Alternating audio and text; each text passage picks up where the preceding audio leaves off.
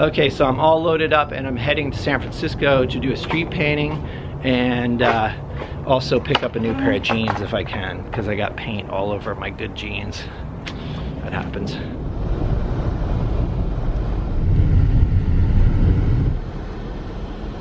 I managed to find a good parking space, although it's on a really steep hill. I'll show you.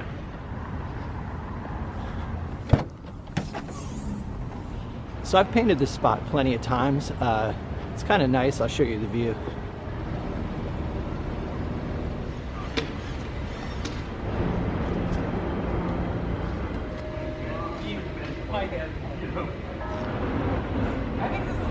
Okay, so as usual, I just sketched in burnt sienna, and I've just sort of started roughing in some color.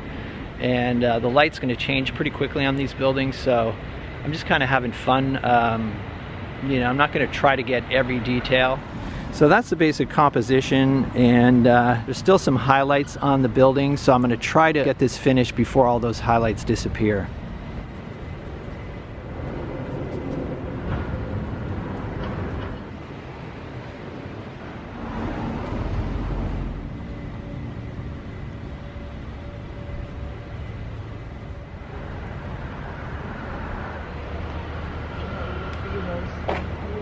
So I'm just kind of experimenting, trying to get some accurate color here.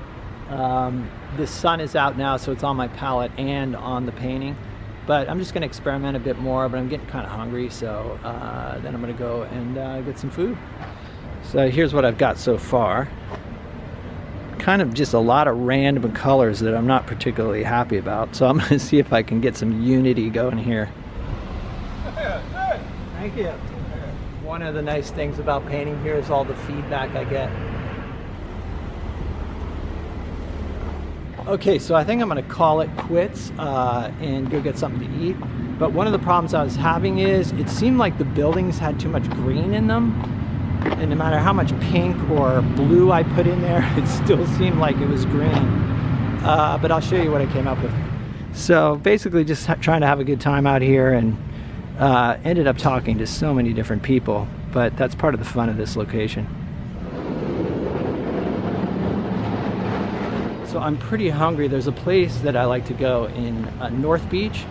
North Beach is known for like Italian food, but this is actually Mediterranean food, so I'm gonna go get myself a falafel wrap, which is like, it's like kind of like a Mediterranean burrito, I guess. Anyway, and then I'm heading over to Levi's Plaza to see if I can get some jeans. It's like I have one nice pair of jeans, and I've been painting in them, and I finally got paint on them, so now I have nothing to wear to events where I have to be relatively clean.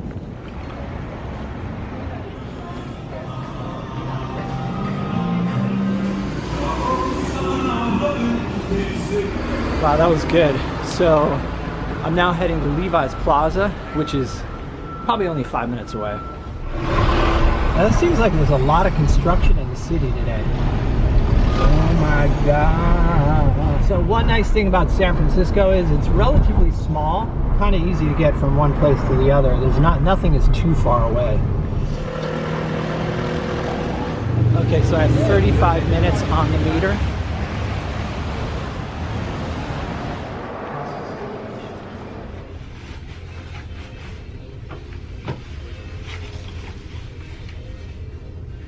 I got 2 pairs of jeans. They're normally like 70 bucks each, but I got them, I don't know, it was like 110 for 2, so that's not bad. And they have a little museum here, so I'm gonna check it out.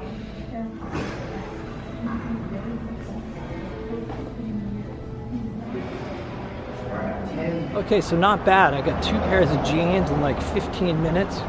I would definitely recommend the Levi's place at Levi's Plaza. Very cool. Nice people in there, great service.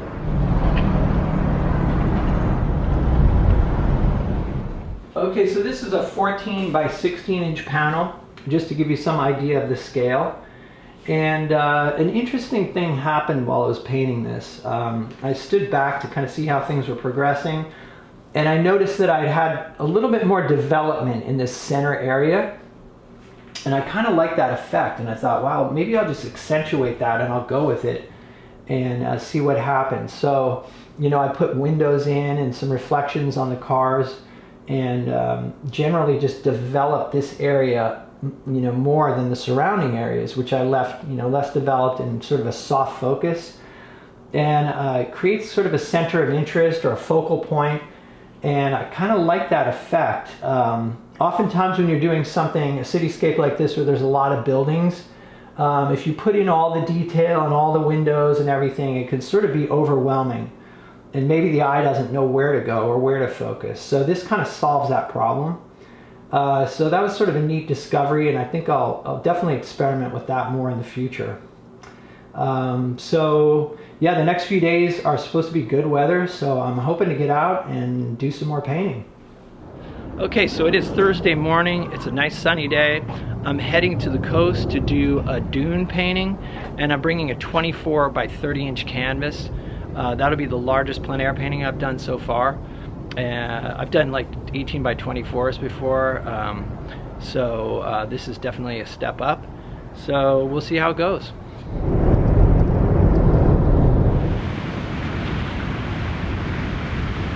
I have a specific composition in mind. It's one I did in an earlier video, but yeah, I'm not sure what the shadows are like right now. It's about 1 p.m., so we'll take a look.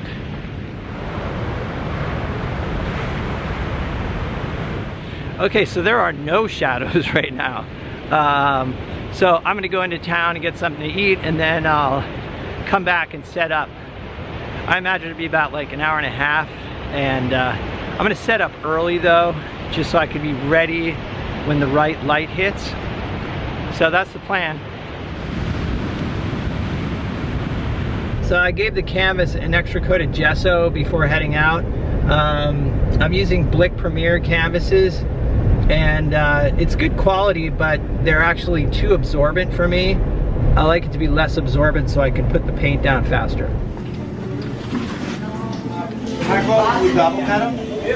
All right, thank you. Well, of course, that was good as usual, and wind's picking up a little bit. I don't think it's gonna be a problem. It's been really warm today, so it's kind of cooling it off, which is nice. So I'm gonna head back to the beach and see how the shadows look now.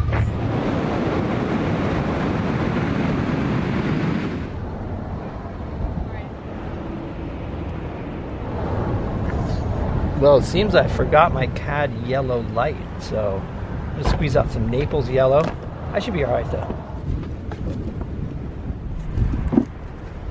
So I'm gonna make a couple trips. I'll first bring out my painting stuff, and then I'll go back for the canvas. It looks like I've got plenty of time because the shadows are just starting to form now. So I'll get set up and then wait for the optimal time.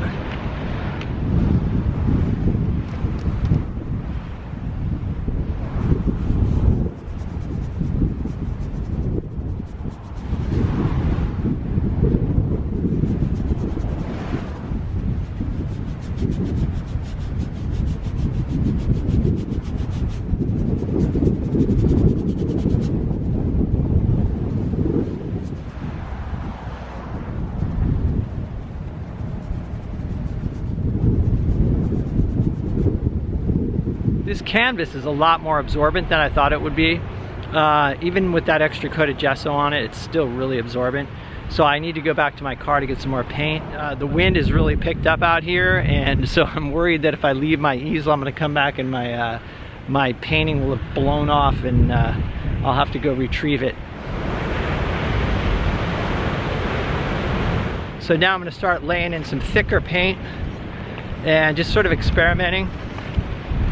I figure this is just really just kind of an icebreaker to get out here and sort of work out the kinks using a larger canvas.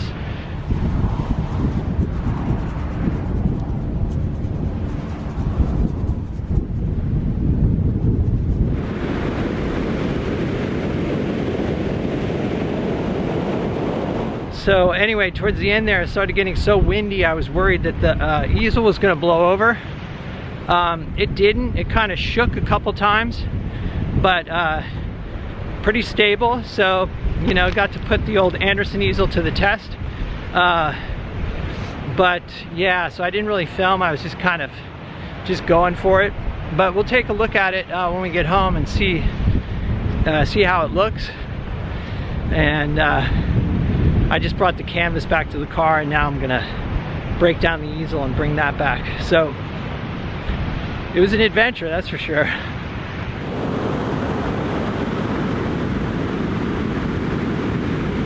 Okay, so I'm back in the studio. Let's have a look. Definitely gonna make some changes, but overall it's a good start.